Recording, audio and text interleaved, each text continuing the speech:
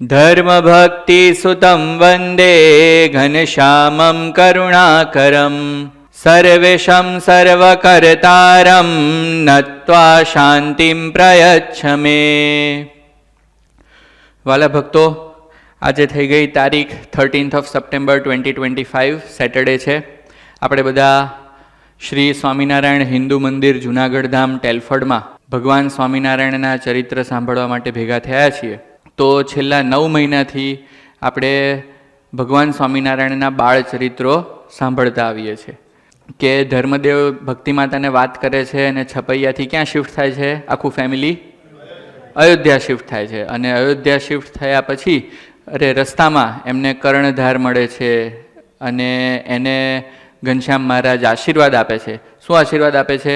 કે અંતકાળે અમે તમને તેડવા આવીશું, સરયુ પાર ઉતારે છે। પછી ઈચ્છારામભાઈનો જન્મ થાય છે અને બાળ પ્રભુ એમના સુવાસીની ભાભી હતા, એમની અંગૂઠી ચોરી લઈ જાય છે અને પછી બધી મીઠાઈઓ ખાઈ જાય છે। કેટલા મણ ખાઈ ગયા હતા? 50 મણ મીઠાઈઓ અને 5 મણ ઘી પી ગયા હતા। અને બીજી આજુબાજુવાળા દુકાનની ખાઈ ગયા એ તો કંઈ લખી જ નથી, રાઈટ? તો 55 મણ જેટલી તો મીઠાઈઓ ને ઘી ખાઈ ગયા। અને પછી છેલ્લે મલ જાંબુડા ઉતારતો હતો અને એના છોકરાઓએ ફરિયાદ કરી તો મલ આવીને ઘનશ્યામ મહારાજ ઉપર ક્રોધે ભરાયો તો ઘનશ્યામ મહારાજ એનો હાથ ઉખાડી નાખ્યો અને પછી પાછો લગાડી દીધો। આવા આપણે દિવ્ય ચરિત્રો ભગવાન શ્રી સ્વામિનારાયણની બાળ લીલાના સાંભળી રહ્યા છીએ। તમને જાણીને ખૂબ આનંદ થશે કે આપણે જે ચરિત્રો સાંભળીએ છીએ એ સ્વામિનારાયણ ભગવાનના શિષ્ય પરમ પૂજ્ય સદગુરુ શ્રી ગોપાળાનંદ સ્વામી, એમના શિષ્ય પરમ પૂજ્ય સદગુરુ શ્રી મહાપુરુષદાસજી સ્વામી મહાસમર્થ સાધુ હતા। કેવા મહાસમર્થ સાધુ! એમની અમી દ્રષ્ટિ થાય તો ઘણા લોકોને સમાધિ થઈ જતી હતી, વાસના ટાળી નાખતા હતા બધાની અને ભગવાનમાં વૃત્તિ લગાડી દેતા હતા। એ મહાપુરુષદાસજીના શિષ્ય પરમ પૂજ્ય સદગુરુ શ્રી રુગનાથ ચરણદાસજી સ્વામીએ આ ગ્રંથ લખ્યો છે અને ગ્રંથનું નામ છે શ્રી હરિચરિત્ર ચિંતામણી। તો શ્રી હરિચરિત્ર ચિંતામણી જે રુગનાથ ચરણદાસજી સ્વામીએ લખેલો ગ્રંથ છે એ ગ્રંથ આપણા સંપ્રદાયમાં ખૂબ પ્રમાણિક ગ્રંથ છે। કેવો છે? પ્રમાણિક। તો આજ સુધી આપણે આ જે ઘનશ્યામ મહારાજના જે કોઈ ચરિત્રો સાંભળ્યા એ આ ગ્રંથમાંથી આપણે લીધેલા છે। અને સોનામાં સુગંધ ભળે એવી વાત એ કે આ ગ્રંથ આપણું જે સ્વામિનારાયણ મંદિર વડતાલ ધામ છે એના ધાર્મિક સ્ટોરમાં પણ ઉપલબ્ધ છે। આનું પ્રકાશન કરતાં પહેલાં આપણા શ્રી સ્વામિનારાયણ મંદિર વડતાલ ધામના ચેરમેન શ્રી પરમ પૂજ્ય ડૉક્ટર સંત વલ્લભદાસજી સ્વામી એમણે આનું બહુ ઊંડાણપૂર્વક રિસર્ચ કરેલું છે। એ આ ગ્રંથના એ પોતે એડિટર ઇન ચીફ છે, સંપાદક કહેવાય ગુજરાતીમાં। તો આ ગ્રંથમાં જે કાંઈ બધી વાતો આવે છે એ એવી નથી કે ક્યાંકથી વોટ્સએપ ફોરવર્ડમાં આવી હોય ને આપણે કરતા હોઈએ, રાઈટ? બહુ પ્રામાણિક ગ્રંથ છે અને બધા સંતોએ સંશોધન કરેલો છે અને આપણા વડતાલ મંદિરના ધાર્મિક સ્ટોરમાં આ ગ્રંથ ઉપલબ્ધ છે। તો આજે આ ગ્રંથમાં એક અદ્ભુત ચરિત્ર આવે છે, એ આપણે સૌએ બહુ ધ્યાનપૂર્વક સમજવાની જરૂર છે। અત્યાર સુધી કેવી બધી બાળ લીલાઓ હતી, આજે પણ જે ચરિત્ર આવે છે એ પણ બાળ લીલા છે, પણ જેટલું ધ્યાનથી અને જેટલું વ્યવસ્થિત આજે આને આપણે સમજી લઈશું તો ભવિષ્યમાં આવી વસ્તુઓ વારંવાર સમજવાની જરૂર પડશે નહીં। અને આ બધા બાળકો છે, આપ વડીલોને તો કોઈ પ્રશ્ન ના હોય પણ આ બાળકોને ક્યારેક ક્યારેક પ્રશ્ન થતા હોય કે સ્વામી આપણા હિન્દુ સંસ્કૃતિમાં આટલા બધા દેવી દેવતાઓ છે, તો આ બધા ભગવાન છે, આમ છે તેમ છે, બધા જાત જાતના પ્રશ્નો થતા હોય। તો આજનું ચરિત્ર એવું છે કે આપણે આને જો ધ્યાનથી સમજીશું તો ઘણી બધી આપણા મનમાં જે ગૂંચવણો હશે, કન્ફ્યુઝન હશે એ બધું છૂટી જશે। અને મેં જેમ આપને સૌને જણાવ્યું કે આ જે ચરિત્ર છે એ શ્રી હરિચરિત્રમૃત ચિંતામણીના પહેલા ભાગમાં છે। 30 નંબરનું ચરિત્ર છે, આપ સર્વે પણ પોતાની અનુકૂળતાએ વાંચી શકો છો। તો આજે આપણે આ ચરિત્ર ખૂબ ધ્યાનપૂર્વક સમજવા જઈ રહ્યા છીએ। કોઈને આમાં કંઈક પ્રશ્ન થાય તો પૂછજો। આજના ચરિત્રમાં અમુક અઘરા અઘરા શબ્દો આવશે જે આપણે ક્યારે પૂર્વે કદાચ ના સાંભળ્યા હોય, તો એ શબ્દોની પણ આપણે ઝીણવટપૂર્વક સમજૂતી મેળવતા મેળવતા ધીમે ધીમે આગળ વધશું.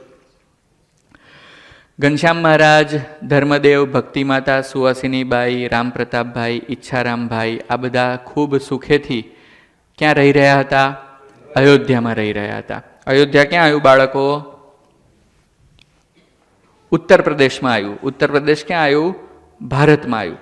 તો ખૂબ શાંતિથી દિવસો વિતાવી રહ્યા છે. એક દિવસ અયોધ્યામાં ભક્તિમાતા ઘનશ્યામ મહારાજને પોતાના ખોળામાં બેસાડીને ખૂબ ધ્યાનપૂર્વક ઘનશ્યામ મહારાજનું મુખારવિંદ નિરખી રહ્યા હતા.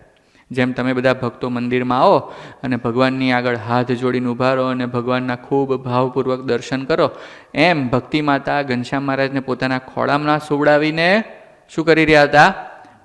મહારાજનું મુખારવિંદ નિરખી રહ્યા હતા. અને મુખારવિંદ નિરખતા નિરખતા ખૂબ પ્રેમાતુર થઈ ગયા. એટલો બધો પ્રેમ ઉભરાઈ આવ્યો કે ના પૂછો વાત. આવો જ્યારે માતાને પ્રેમ ઉભરાઈ આવ્યો તે વખતે એમને એવી સ્મૃતિ થઈ આવી કે જ્યારે ઘનશ્યામ પ્રભુ જન્મ્યા હતા ત્યારે બ્રહ્માદિક દેવો આવીને અમને એવું કહી ગયા હતા કે આ તમારા જે પુત્ર છે એ તો અક્ષરધામના પતિ છે અને અવતારના અવતારી છે. તો અક્ષરધામના અધિપતિ પુરુષોત્તમ નારાયણ તમારા ઘરે જન્મ ધારણ કરવાના છે. આવું કોને કોને કહ્યું હતું? બ્રહ્માદિક દેવો જ્યારે ઘનશ્યામ મહારાજનો ચૈત્ર સુદ નોમના દિવસે વિક્રમ સંવત 1837માં છપૈયા ગામમાં જન્મ થયો હતો ત્યારે બધા બ્રહ્માદિક દેવોએ આવીને આવી વાત ધર્મદેવ અને ભક્તિ માતાને કરી હતી. તો તે અક્ષરધામ અને બીજા જે કોઈ ધામો છે એ બધાના મને ક્યારે દર્શન થશે? આ ઘનશ્યામ પ્રભુ મને ક્યારે દર્શન કરાવશે? એવી જિજ્ઞાસા કોને જાગી? ભક્તિ માતાને. બાળકને રમાડતા રમાડતા આ બધી સ્મૃતિ થઈ આવી અને સ્મૃતિ થઈ આવી પછી આવો વિચાર આવ્યો કે જો મારા પુત્ર અક્ષરધામના પતિ છે, પુરુષોત્તમ નારાયણ છે, તો મારે અક્ષરધામના દર્શન કરવા છે અને જે બીજા કોઈ ધામો છે એ બધા ધામોના મારે દર્શન કરવા છે. આવો કોને વિચાર આવ્યો? ભક્તિ માતાને.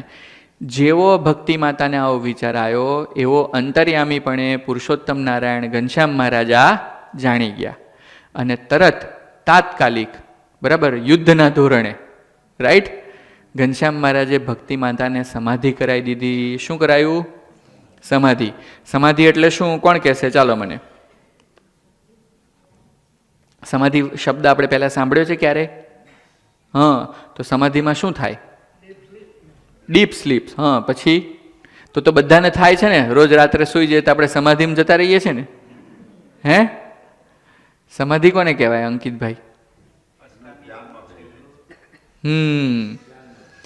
જેમ અંકિતભાઈએ વાત કરી કે અષ્ટાંગ યોગનું છેલ્લું ચરણ એટલે સમાધિ, પણ સાદી ભાષામાં આપણે ભગવાનના ભક્ત તરીકે સમજવું હોય તો જ્યારે આપણી વૃત્તિઓ ભગવાનના સ્વરૂપમાં ચોંટી જાય, એક તાર થઈ જાય આપણી વૃત્તિઓ અને આપણને દેહનું ભાન ભૂલાઈ જાય અને આપણો આત્મા દેહથી અલગ થઈ જાય, પછી આ દેહ અમુક જગ્યાએ જ ગતિ કરી શકે, બધી જગ્યાએ ગતિ કરી શકે નહીં. પણ આત્મા એવી દિવ્ય વસ્તુ છે કે એ આ પૃથ્વીથી લઈને અક્ષરધામ સુધી ગતિ કરી શકે. તો જે વ્યક્તિને સમાધિ થાય એને બધા આવરણો નડે નહીં, એ ગમે ત્યાં ગતિ કરી શકે. તો ભગવાને તાત્કાલિક ધોરણે કોને સમાધિ કરાવી? ભક્તિ માતાને. અને ભક્તિ માતાને સમાધિ કરાવી અને આગળ આગળ ઘનશ્યામ મહારાજ ચાલ્યા જાય અને પાછળ પાછળ ભક્તિ માતા.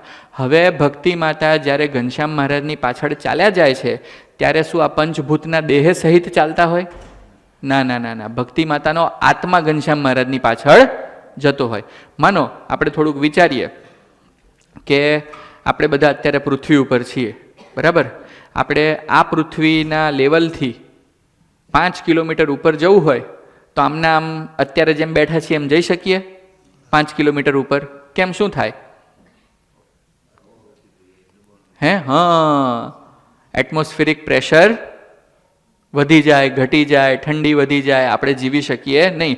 જો 5 કિલોમીટર ઉપર ના જઈ શકતા હોઈએ તો અક્ષરધામ આ પંચભૂતના દેહથી જઈ શકાય? ના જઈ શકાય. એટલા માટે સમાધિની જરૂર પડે. શેની? સમાધિની. એટલે આપણો આત્મા બધે ગતિ કરી શકે. તો ઘનશ્યામ મહારાજ આગળ ચાલે છે અને પાછળ કોણ કોણ આવે છે? ભક્તિ માતા. તો ઘનશ્યામ મહારાજ સૌ પ્રથમ થોડાક આગળ ચાલ્યા અને ભક્તિ માતાને ઉપરથી ટોપ વ્યૂથી આખું અયોધ્યા દેખાડ્યું. શું દેખાડ્યું? અયોધ્યા દેખાડ્યું. જાણે આપણે આ બાળકોને ક્યારેક હેલિકોપ્ટરમાં બેસાડીએ અથવા બલૂનમાં બેસાડીને ઉપર લઈ જઈએ તો ઉપર જઈને કેવા આનંદમાં આવી જાય, અરે વાહ આખું સિટી દેખાય છે. એવી રીતે ઘનશ્યામ મહારાજ આગળ ચાલ્યા જાય છે, ભક્તિ માતા પાછળ, અને ઉપર જઈને ઘનશ્યામ મહારાજ સૌ પ્રથમ શું દેખાડ્યું ભક્તિ માતાને? આખું અયોધ્યા શહેર દેખાડ્યું. અયોધ્યા શહેરની ઉપર ઊભા ઊભા દૂર છપૈયા ગામ હતું તે દેખાડ્યું. પછી ઓર થોડાક ઉપર લઈ ગયા, અને ઉપર લઈ ગયા પછી ઘનશ્યામ મહારાજે ભક્તિ માતાને ઉત્તર પ્રદેશ નામનું આખું રાજ્ય બતાવ્યું. એનાથી થોડાક આગળ લઈ ગયા તો આખું ભારત દેશ દેખાવા લાગ્યો. પછી એશિયા ખંડ દેખાવા લાગ્યો. પછી ઓર થોડાક આગળ લઈ ગયા તો આખી પૃથ્વી દેખાવા લાગી. શું દેખાવા લાગ્યું? પૃથ્વી દેખાવા લાગી. બરાબર. આપણા સનાતન હિન્દુ ધર્મના જે શાસ્ત્રો છે એમાં પૃથ્વીને ભૂલોક પણ કહ્યું છે. શું કહ્યું છે? ભૂલોક. તો દૂરથી આખી પૃથ્વી એટલે ભૂલોક દેખાડ્યો. હવે ભૂલોક જે છે એ ભૂલોકની નીચે 7 બીજા લોક છે. કેટલા? 7 લોક છે. તમે કહેશો સ્વામી આવું બધું તો અમે પહેલી વાર સાંભળ્યું. તો એ 7 લોકના હું તમને નામ કહું. ભૂલોકની નીચે પહેલો જે લોક આવે એનું નામ છે અતળ લોક. કેવો? અતળ. ત્યાં બલિ આદિક બધા દૈત્યો રહે છે. બરાબર. બલિ એટલે કોણ? પ્રહલાદજીના પુત્ર બળી રાજા, જેની પાસેથી વામનજીએ 3 ડગલા પૃથ્વી માંગીને બધું લઈ લીધું હતું. એ બધા ક્યાં રહે છે? અતળમાં રહે છે. પછી એની નીચે એક લોક છે, એનું નામ છે વિતળ. ત્યાં પણ બીજા દૈત્યો રહે છે. એની નીચે છે સુતળ. બરાબર. સુતળની અંદર પણ અનેક દૈત્યો રહે છે. એની નીચે છે તળાતળ, મહાતળ, રસાતળ અને પાતાળ. તો જે તળાતળ છે ત્યાં મય આદિ નિશાચરો રહે છે. કોણ રહે છે? નિશાચર. બરાબર. અને એની નીચે છે મહાતળ. ત્યાં પણ નિશાચરો રહે છે. રસાતળમાં પિશાચાદિક બધા નિશાચરો રહે છે. અને છેક છેલ્લો લોક છે એનું નામ છે પાતાળ. એ પાતાળમાં પણ શેષ આદિક બધા સર્પો રહે છે. તો ભૂલોક મીન્સ પૃથ્વીની નીચે કેટલા લોક છે? 7. તો 7 નીચે અને પૃથ્વી કેટલા થયા? 8 લોક થયા. હવે ઘનશ્યામ મહારાજ ભક્તિ માતાને પૃથ્વીલોકથી ઉપર લઈ ગયા. ક્યાં લઈ ગયા? પૃથ્વીથી ઉપર. પૃથ્વીથી ઉપર જે લોક છે એનું નામ છે ભુવરલોક. શું? ભુવરલોક. એ ભુવરલોકની અંદર બધા મલિન દેવી દેવતાઓ રહે છે. કોણ રહે છે? મલિન દેવી દેવતા. મલિન દેવી દેવતા એટલે ભૂત, પિશાચ, ડાકણ, ડાકીણીઓ બધા જે હોય ને, આ બધા બ્રહ્મ રાક્ષસ ને બધા ક્યાં રહે? એના સ્વર્ગમાં રહે, ના પૃથ્વીથી નીચેના લોકમાં રહે. ક્યાં રહે? બધા ભુવર લોકમાં રહે. બરાબર. અને એ લોકો મનુષ્ય જેવા ના હોય, મનુષ્યથી થોડીક વધારે સિદ્ધિવાળા હોય. આ પૃથ્વી ઉપર કેટલી યોનિઓ છે?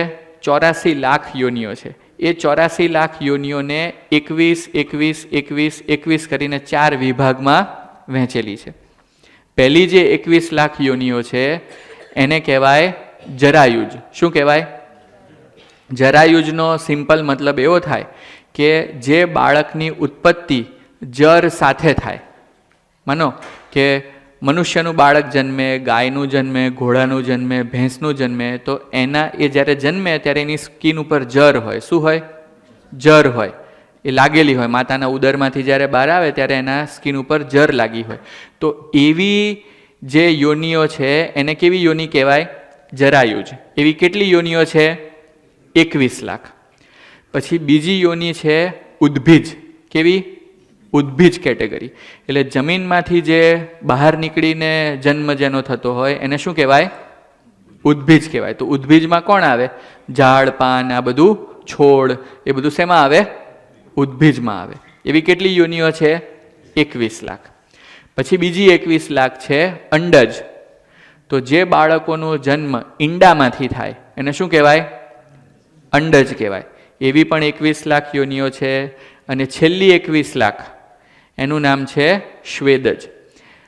આપણા પરસેવામાંથી, બાફમાંથી, ગંદકીમાંથી જે જીવો ઉત્પન્ન થાય, મચ્છર છે, માખી છે, બધા બેક્ટેરિયા છે, આ બધા શું છે?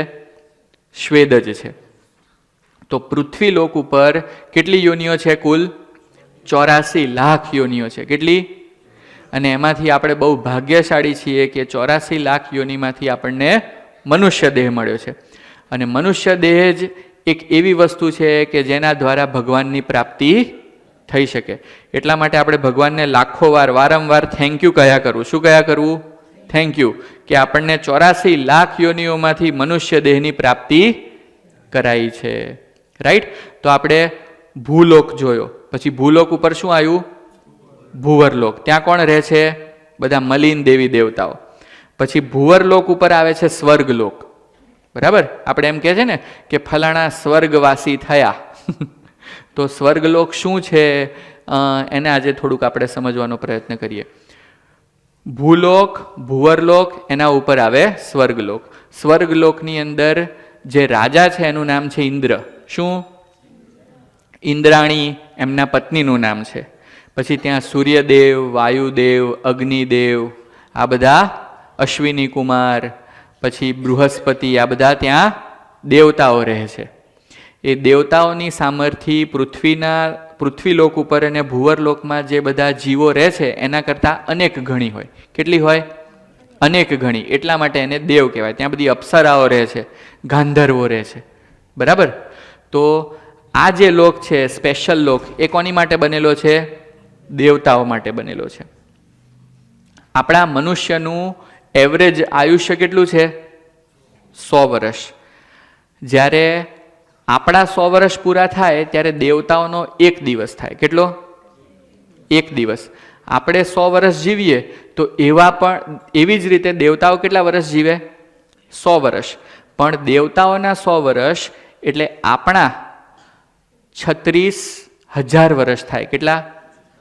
36,000 વર્ષ. ખ્યાલ આવ્યો? તો દેવતાઓનું આયુષ્ય કેટલું આપણા કરતા? 36,000 વર્ષ. આપણે 360 વાર જન્મીને મરી જઈએ, 100 વર્ષની લાઈફ, ત્યાં સુધી દેવતાઓ એમના એમ હોય. ખ્યાલ આવ્યો? તો ભૂલોક જોયો, ભૂવરલોક જોયો, ભૂવરલોક પછી શું આવ્યું? સ્વર્ગલોક. સ્વર્ગલોકની ઉપર છે મહરલોક. કયો? હીરક ભગત તમને સ્ક્રીનમાં દેખાડતા હશે આખું ચાર્ટ. મહરલોક જે છે ત્યાં પણ બધા દેવો રહે છે. રાઈટ? અને મહરલોકની ઉપર જનલોક છે, અને જનલોક ઉપર છે તપલોક. ત્યાં બધા અમરાદિ બધા દેવો રહે છે, બધા ઋષિ મુનિઓ રહે છે. ત્યાં સામાન્ય જે દેવતાઓ છે એનાથી પણ અનેક સિદ્ધિવાળા, પ્રાપ્તિવાળા દેવો છે. થોડુંક ઝૂમ ઇન કરો તો બધાને થોડુંક વંચાય. સ્વર્ગલોકથી ઉપર જો ઇન્દ્ર લખેલું છે, પછી અર્યમાદિક બધા પિતૃદેવો, અને પછી ભુવરલોક, જનલોકમાં ભૃગુઆદિક બધા ઋષિઓ. બરાબર? આ બધા લોકમાં રહે છે. તો પૃથ્વી પછી કયો લોક આવ્યો? ભુવરલોક. ભુવરલોક પછી આવ્યો સ્વર્ગલોક. સ્વર્ગલોક પછી આવ્યો મહરલોક. મહરલોક પછી જનલોક. જનલોક પછી તપલોક. આવી રીતે 5 લોકના દર્શન ઘનશ્યામ મહારાજે કોને કરાયા? ભક્તિ માતાને દર્શન કરાયા. અને આ 5 લોક પછી 6થો લોક આવે છે સત્યલોક. એ સત્યલોકના અધિષ્ઠાતા દેવ, એના રાજા કોણ છે? બ્રહ્માજી. કોણ? રાજા એના બ્રહ્માજી છે. તો જેવા ઘનશ્યામ મહારાજ ભક્તિ માતાને સત્યલોકમાં લઈ ગયા, ઇન્દ્રાદિકના જે બધા જે લોક જોયા એ 5 લોક વટાઈને ક્યાં લઈ ગયા? સત્યલોકમાં લઈ ગયા. 14 લોકનું આખું બ્રહ્માંડ છે. એમાં ટોપ મોસ્ટ લોક કયો છે? સત્યલોક. ત્યાં બ્રહ્મા બિરાજે છે. અને બ્રહ્માની ઈચ્છાથી નીચેના બાકીના 13 લોક ચાલે છે. રાઈટ?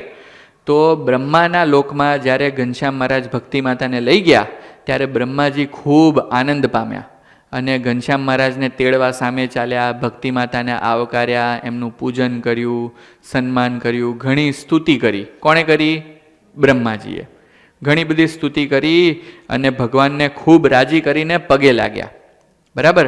આવું દિવ્ય અલૌકિક દર્શન ભક્તિ માતાને ઘનશ્યામ મહારાજે કરાયું. તમે કહેશો કે સ્વામી આ બ્રહ્માજીની ઉત્પત્તિ ક્યાંથી થઈ?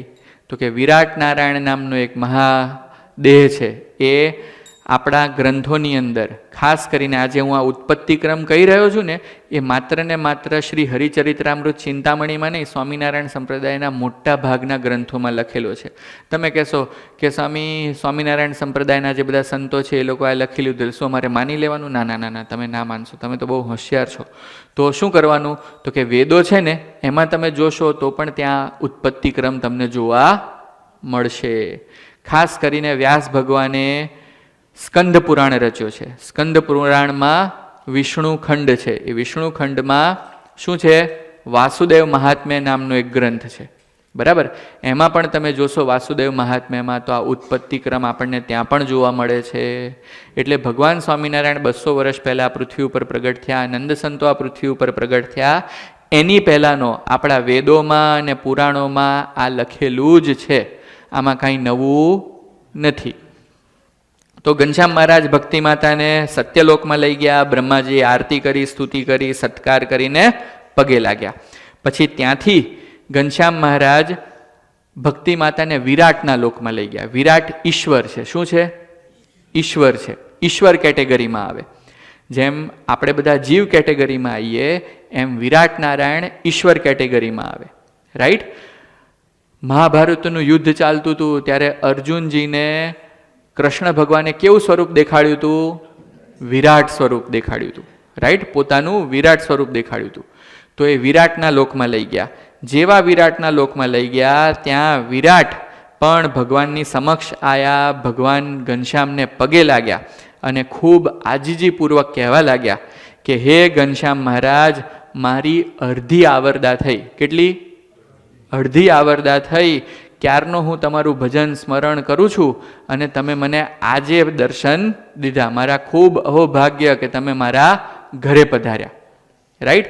આપણા ઘરે ભગવાનની ને સંતોની પધરામણી થાય તો આપણે કેવા રાજી થઈ જઈએ. એવી રીતે ભક્તિ માતાને આવો સંકલ્પ થયો તો વિરાટ નારાયણના લોકમાં ઘનશ્યામ મહારાજ પધાર્યા. તમે કહેશો સ્વામી તમે હમણાં ઇન્દ્રની આવરદા તો કીધી, દેવતાઓ કેટલા વર્ષ જીવે મનુષ્યની કમ્પેરિઝનમાં એ તમે કીધું, તો આ વિરાટ નારાયણની આવરદા અને બ્રહ્માની આવરદા કેટલી હોય એવો પ્રશ્ન ઊભો થાય ને. હે, તો આપણા મનુષ્યોના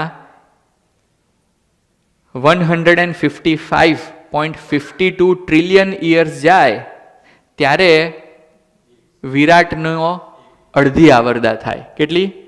અડધી આવરદા. કેટલી? 155.52 trillion years of human beings is equivalent to half lifespan of Virat Narayan and Brahma. તો વિરાટ નારાયણના આટલા વર્ષો ગુજરી ગયા ત્યારે ભગવાન એના ઘરે પધાર્યા. તો આપણા ઘરે કોઈક મોટા સંતો અથવા મહારાજશ્રી અથવા ભગવાન 20, 25, 50 વર્ષ સુધી ના પધારે તો આપણે કાંઈ બહુ ચિંતા કરવી નહીં. બરાબર. દુઃખ લગાડવું નહીં. કેમ કે આ પુરુષોત્તમ નારાયણના પગલા આપણા ઘેર થાય જ ક્યાંથી ભલા માણસ. રાઈટ. તો ખાલી આપણે સમજવા માટે, માણસો કેટલા વર્ષ જીવે? 100 વર્ષ. દેવતાઓ માણસોના કેટલા વર્ષ જીવે? તો કે 36,000 વર્ષ. પછી મનુ હોય ને, મનુ, હે, એ મનુની આયુષ્ય કેટલી? તો કે 306 મિલિયન યર્સ. આપણા કેટલા? 306 મિલિયન યર્સ સુધી બધા મનુઓ જીવે. પછી બ્રહ્માનો એક દિવસ, બ્રહ્મા જે છે એમનો એક દિવસ, એને એક કલ્પ કહેવાય. શું કહેવાય? કલ્પ. તો આપણા 4.32 billion years is equivalent to બ્રહ્માનો એક દિવસ.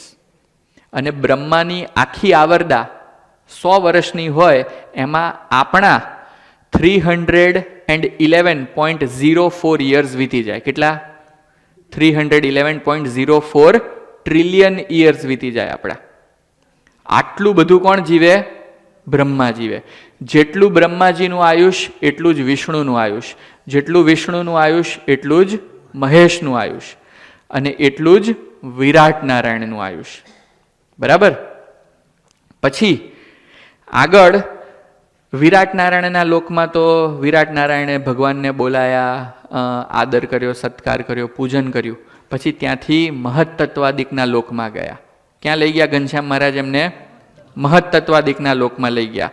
અને ત્યાં જેવા મહત્તત્વાદિકના લોકમાં ગયા ત્યાં 24 તત્વોએ આવીને ઘનશ્યામ મહારાજની પૂજા કરી, સ્તુતિ કરી, આરતી કરી, પગે લાગ્યા, દંડવટ કરવા લાગ્યા. કોણ? 24 તત્વો.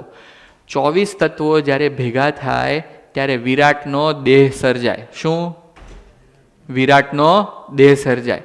પછી વિરાટના નાભી કમળમાંથી બ્રહ્માની ઉત્પત્તિ થાય, વિરાટના હૃદય કમળમાંથી વિષ્ણુની ઉત્પત્તિ થાય, અને વિરાટના લલાટમાંથી શંકર ભગવાનની ઉત્પત્તિ થાય.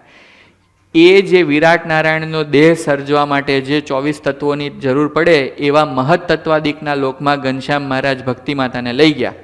અને ત્યાં 24 તત્વો આવીને સ્તુતિ, વંદન, પૂજન, દંડવટ કરવા લાગ્યા. તમે કહેશો સ્વામી એ 24 તત્વો એટલે કોણ? તો આપણા સનાતન ધર્મના શાસ્ત્રો પ્રમાણે, વેદો પ્રમાણે, પુરાણો પ્રમાણે મન, બુદ્ધિ, ચિત્ત અને અહંકાર આ 4 મુખ્ય તત્વ. રાઈટ? પછી આવે 5 જ્ઞાનેન્દ્રિયો. કેટલી? 5 જ્ઞાનેન્દ્રિયો. કઈ કઈ? તો કે શ્રોત્ર, ત્વક, ચક્ષુ, રસના અને ઘ્રાણ. શ્રોત્ર એટલે કાન, પછી શ્રોત્ર પછી ત્વક એટલે ચામડી, શ્રોત્ર, ત્વક, ચક્ષુ એટલે આંખ, રસના એટલે જીભ અને ઘ્રાણ એટલે નાક. આ 5 જે ઇન્દ્રિયો છે એને શું કહેવાય? જ્ઞાન ઇન્દ્રિયો કહેવાય. શું કહેવાય? જ્ઞાન ઇન્દ્રિયો. અને પછી 5 આવે કર્મ ઇન્દ્રિયો: વાક, પાણી, પાદ, પાયુ અને ઉપસ્થ. વાક એટલે વાચા, પાદ એટલે પાણી એટલે હાથ, પછી પાયુ અને ઉપસ્થ શિશ્ન અને ગુદા. તો 5 કર્મેન્દ્રિયો થઈ ગઈ, 5 જ્ઞાન ઇન્દ્રિયો થઈ ગઈ. એ ખાલી મનુષ્યને જ ના હોય, એ બધા દેવી દેવતાઓને હોય. રાઈટ? એ બ્રહ્મા, વિષ્ણુ, મહેશને પણ હોય, વિરાટને પણ હોય. એટલા માટે આ બધા જ તત્વો જ્યારે ભેગા થાય ત્યારે વિરાટનો દેહ સર્જાય. પછી વિરાટના દેહમાંથી બ્રહ્મા, વિષ્ણુ, મહેશ ને બ્રહ્મામાંથી 14 લોક સર્જાય. આપણે જે બધા 14 લોક જોઈ ગયા ને એ. તો આ બધા જે 24 તત્વો છે એ મહત્તત્વાદિકના લોકમાં રહે. રાઈટ? તો આપણે પહેલા 4 મન, બુદ્ધિ, ચિત્ત, અહંકાર, 5 જ્ઞાનેન્દ્રિયો જોઈ. કઈ? શ્રોત્ર, ત્વક, ચક્ષુ, રસના અને ઘ્રાણ. પછી 5 કર્મેન્દ્રિયો જોઈ. કઈ? વાક, પાણી, પાદ, પાયુ, ઉપસ્થ.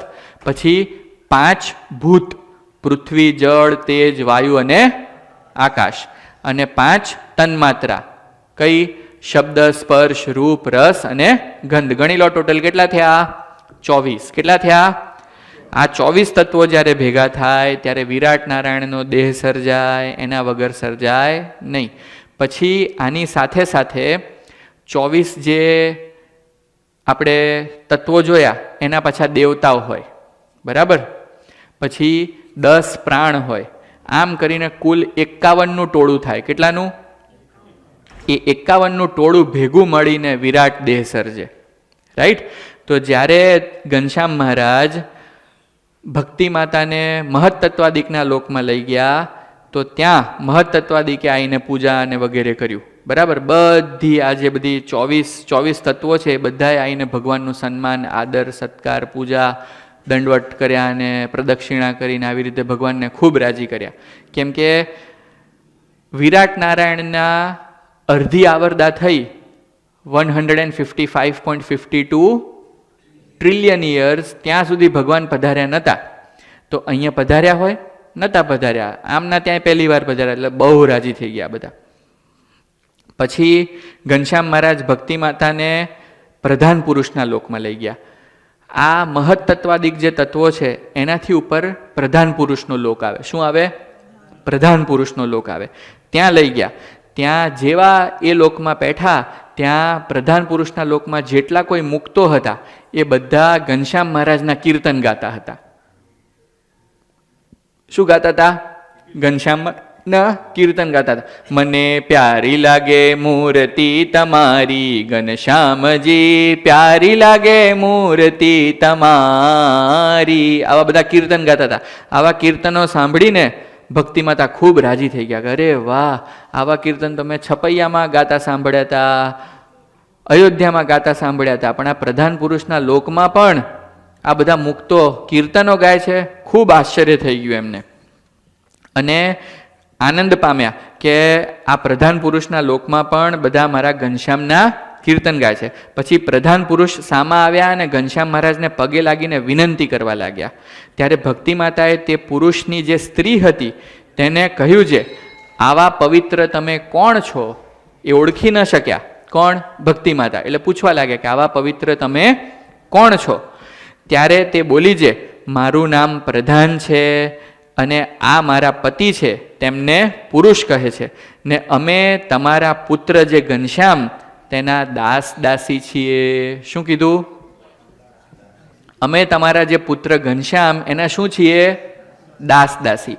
હવે તમે વિચાર કરો કે આપણે જે 14 લોક જોયા, બરાબર, એની ઉપર વિરાટ નારાયણનો લોક જોયો, એની ઉપર મહત્તત્વાદિકના લોક જોયા, એની ઉપર પ્રધાન પુરુષનો લોક જોયો. એ પ્રધાન પુરુષ પોતે ભક્તિ માતાને એમ કહેતા હોય કે અમે તમારા ઘનશ્યામના દાસ દાસી છીએ, તો એની નીચેના જે બધા લોક હોય એ ઘનશ્યામના શું થાય? હે? દાસ દાસી થાય. એવું દરેક જગ્યાએ લખવાનું કે બોલવાનું આવે નહીં, સમજી જવાનું હોય. તો પ્રધાન પુરુષ ઘનશ્યામ મહારાજને દર્શન કરીને ખૂબ રાજી થયા અને ભક્તિ માતાને પ્રધાન કહેવા લાગ્યા કે અમે તો તમારા પુત્રના દાસ દાસી છીએ અને અમારા સરખા અનંત કોટી જોડેલા છે. તે સર્વના પતિ મૂળ માયા અને મૂળ પુરુષ છે. પ્રધાન પુરુષે શું કહે છે કે અમારા જેવા કેટલા જોડેલા છે? જોડેલા મીન્સ કપલ. કેટલા છે? અનંત કોટી. કોટી મીન્સ કરોડ અને અનંત કોટી મીન્સ કરોડ પણ કેવા? કરોડ કરોડ કરોડ કરોડ કરોડ કરોડ એવા અનંત છે. આવા પ્રધાન પુરુષ એ એમ કે છે કે અમે તમારા પુત્રના દાસ દાસી છીએ અને અમારા સ્વામી એ મૂળ માયા અને મૂળ પુરુષ છે. રાઈટ? હવે આવી બધી વાતો થઈ પછી કહેવા લાગ્યા કે તમારા પુત્ર જે ઘનશ્યામ છે એની આજ્ઞાથી અમારા સ્વામી મૂળ પુરુષ અને મૂળ માયા અનંત કોટી બ્રહ્માંડ, અનંત કોટી પ્રધાન પુરુષની ઉત્પત્તિ, સ્થિતિ અને લય કરે છે. આવું કોણ કહેવા લાગ્યું? પ્રધાન પુરુષ. કોને? ભક્તિ માતાને. કઈ જગ્યાએ? પ્રધાન પુરુષના લોકમાં. આપણે ક્યારેક ટીવીમાં સિરિયલ જોતા હોઈએ ત્યારે શું જોવા મળે, સાંભળવા મળે કે આ જગતની ઉત્પત્તિ, સ્થિતિ અને પ્રલય કોણ કરે છે? બ્રહ્મા, વિષ્ણુ અને મહેશ. એ વાત તદ્દન સાચી છે, પણ ક્યાં સુધી? 14 લોક સુધી. 14 લોકની ઉત્પત્તિ, સ્થિતિ અને પ્રલય બ્રહ્મા, વિષ્ણુ અને મહેશ કરે છે. અને જે વ્યક્તિની આવરદા હોય, આવરદાનો મતલબ શું થાય? કોક આપણે એમ કે ફલાણા વ્યક્તિ 100 વર્ષ જીવશે, તો આયુષ્ય થયું ને. તો એવી રીતે વિરાટ નારાયણની, બ્રહ્માજીની આવરદા કેટલી છે? 311.04 ટ્રિલિયન યર્સ. પછી એ બધું નાશ પામી જાય. શું થાય? નાશ પામી જાય. વિરાટ નારાયણ નાશ પામી જાય, પ્રધાન પુરુષ નાશ પામી જાય. બરાબર? એને શું કહેવાય? પ્રાકૃત પ્રલય કહેવાય. આપણા ગ્રંથોમાં લખેલું છે. ઓકે? પછી શું થયું? તે સાંભળી પછી ભક્તિ માતા પ્રકૃતિ પુરુષના લોકમાં ગયા. પ્રકૃતિ એટલે મૂળ માયા અને પુરુષ એટલે મહાપુરુષ. એના લોકમાં ગયા. ત્યાં પ્રકૃતિ પુરુષ સામા આવ્યા અને ઘનશ્યામ મહારાજની સ્તુતિ કરીને પગે લાગ્યા. તે વખતે ત્યાં અનેક પ્રધાન પુરુષ સામગ્રીના થાળ ભરી ભરીને ઘનશ્યામ મહારાજ અને ભક્તિ માતા આગળ ઉપસ્થિત થયા. ત્યારે ભક્તિ માતા ફરીથી આશ્ચર્ય પામ્યા અને પૂછવા લાગ્યા કે આપ સર્વે કોણ છો?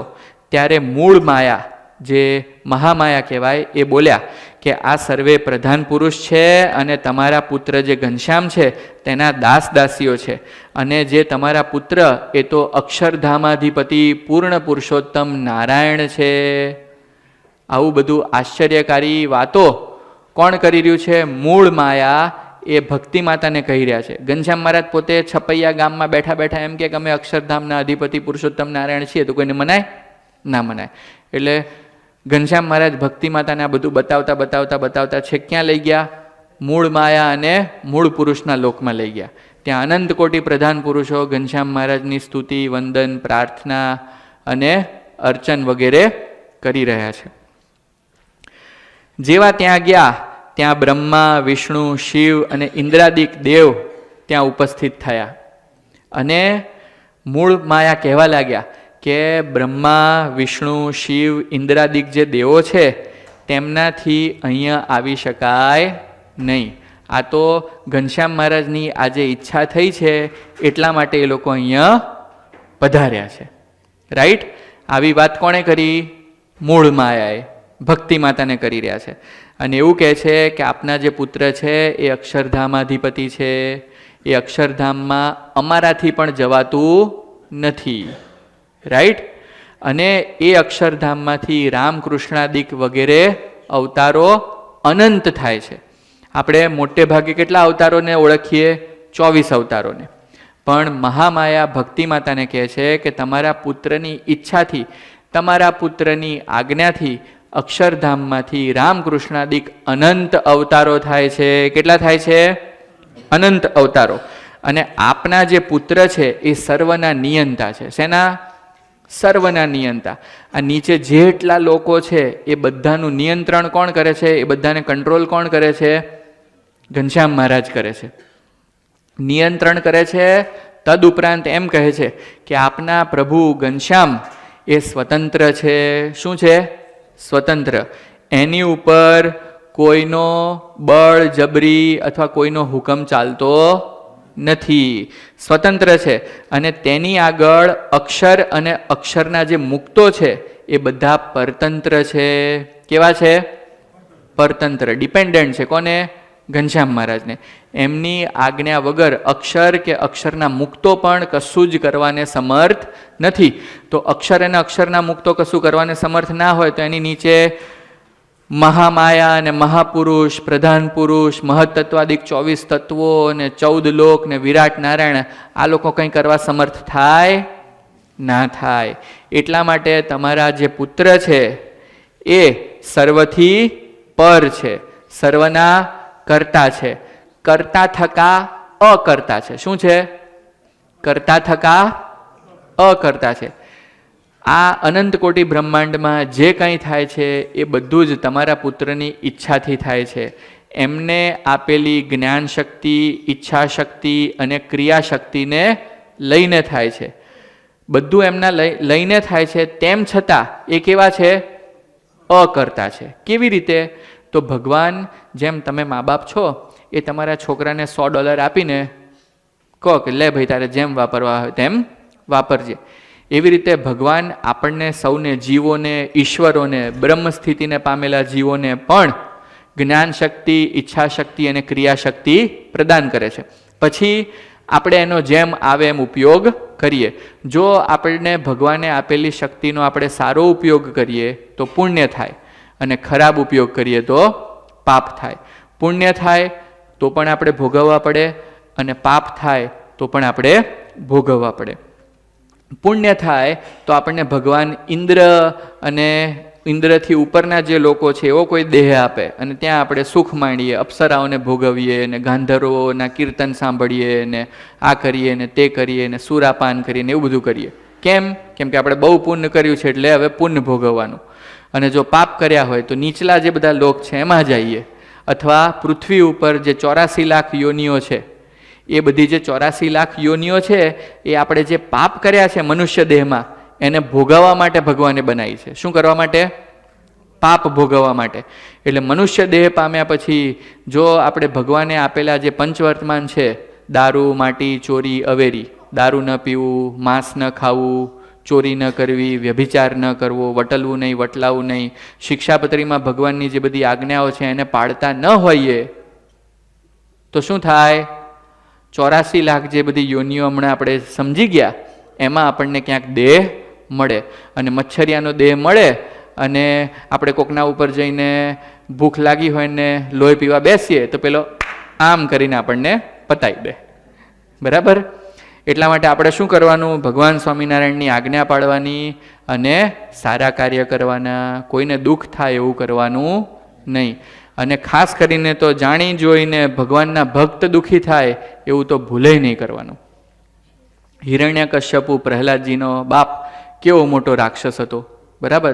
ત્રિલોકીને ડોલાવતો હતો, પણ એણે ભગવાનના ભક્ત પ્રહલાદજી 5 વર્ષની ઉંમરના હતા, એને દુખવ્યા તો ભગવાને નૃસિંહ અવતાર લીધો અને ફાડીને છૂટો કરીને, આપણે જેમ નારિયેળ છોલીએ ને એમ નૃસિંહ ભગવાને હિરણ્યકશ્યપુ આવડો મોટો દૈત્ય એને ફાડીને છૂટો કરી નાખ્યો.